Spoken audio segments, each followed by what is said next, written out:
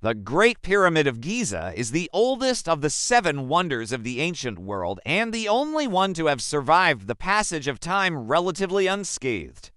The other 6 wonders, including the Colossus of Rhodes, the Hanging Gardens of Babylon, and the statue of Zeus at Olympia, have all fallen into disrepair and crumbled into dust. But the Great Pyramid still stands as a testament to the ingenuity and skill of the ancient Egyptians.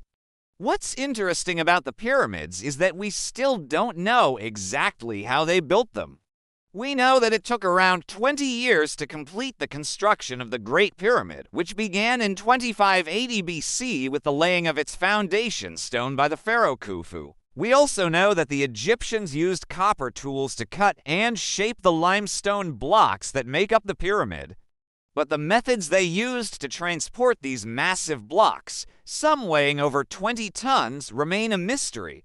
One of the prevailing theories is that the Egyptians used a combination of ramps, levers, and rollers to move the stones into place. This theory is supported by the discovery of ramp-like structures near the base of some pyramids, as well as traces of ancient roads leading up the sides of the pyramids. However, this theory has its limitations. Building ramps would have been a dangerous and time-consuming process, and it is unclear how the Egyptians would have managed to build such steep ramps without the aid of modern equipment. Another popular theory is that the Egyptians constructed a spiral ramp around the outside of the pyramid, which allowed them to haul the stones up from the ground level to the top.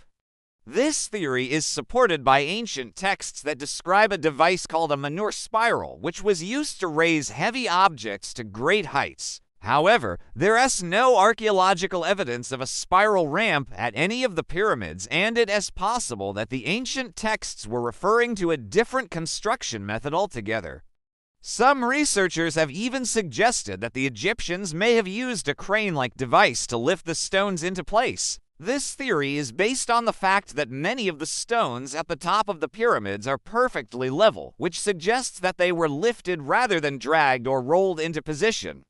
However, there is no evidence of cranes or other lifting devices having been used in ancient Egypt, and it is unclear how such a device could have been powered without the aid of animals or machines. Despite these various theories, we still don't know for sure how the Egyptians managed to build the pyramids. One thing is certain, though, it was a monumental undertaking that required the cooperation of thousands of workers over a period of many years. The Great Pyramid of Giza wasn't the only pyramid built by the ancient Egyptians. In fact, there are over 100 pyramids scattered across Egypt, most of which were built as tombs for pharaohs and their families. The largest of these pyramids is the Great Pyramid of Khufu, which stands at a height of 481 feet.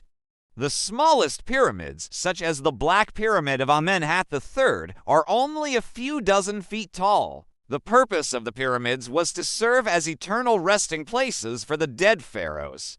Each pyramid was designed to be a gateway to the afterlife, with the pharaoh's body being placed in a sarcophagus at the center of the pyramid. The interior chambers of the pyramids were filled with treasures and provisions for the afterlife, and the entire structure was covered in smooth white limestone to make it shine like a beacon from afar.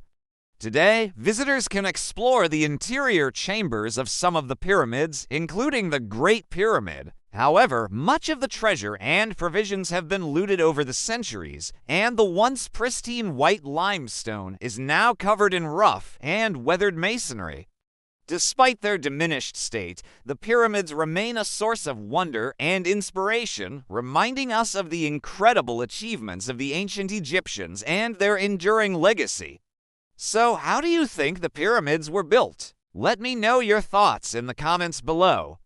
And don't forget to subscribe for more fascinating historical tales. Thanks for watching.